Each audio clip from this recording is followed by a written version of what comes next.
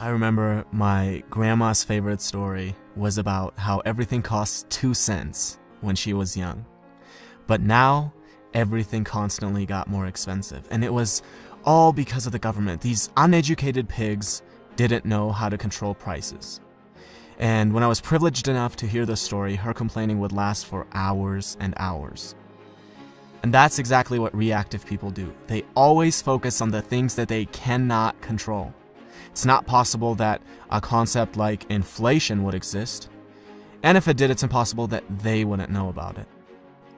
On the other hand, proactive people realize, look, even if my complaining were completely objective, it doesn't help me, so I'm going to focus on what I can control. If a proactive person owns a business where he sells a product, instead of focusing on how people these days don't appreciate good products anymore and how the government has horrible regulations, he focuses on how can I improve my product so my customers can't live without it. Do you realize how much responsibility, how much dedication, how much hard work comes along with asking that question? And what do you think our effort minimizing brain is going to pick as default?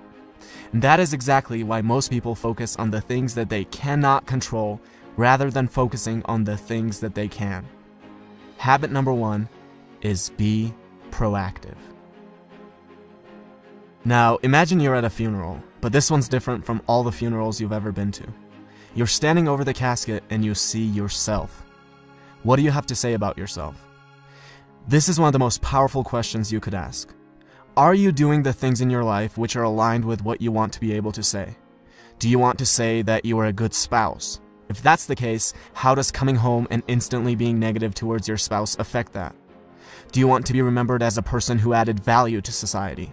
If that's the case, are you doing the things that will allow you to say that, or are you scared of failure and choose comfortable mediocrity instead? Almost every one of us will have to readjust how we live when we ask this question. Habit number 2 is begin with the end in mind. Now, if I were to ask you, what are the most important things to you? The most common answers I would get would be either your well-being or your relationships, your family, your spouse, your children. You would never ever say organizing papers or watching TV.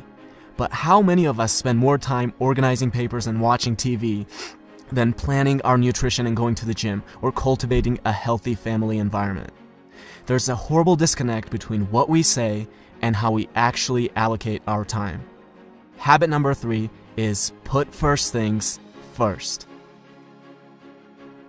Now, imagine you're an author and I'm an author, and we both write interesting books, and we both have access to an audience of about 100,000 people. I read your book and I love it, so I decide to share it with my audience, and as a result, you now have thousands of people buying your book and reading your ideas. You see this and think, who is this guy? Let me take a look at his book. You start reading my book and think I have ideas that are valuable, so you decide to share it with your audience. And as a result, I now have thousands of people buying my book and reading my ideas. Notice how different this is from my creating a little creepy Amazon account, finding your book and leaving a bad review, hoping that this will deter a few people from buying your book, which will in turn somehow get them to buy my book. Habit number 4 is think win-win. Stop thinking of everything as a zero-sum game. For you to win, another person does not have to lose. Something I want my viewers to do is to subscribe to my channel.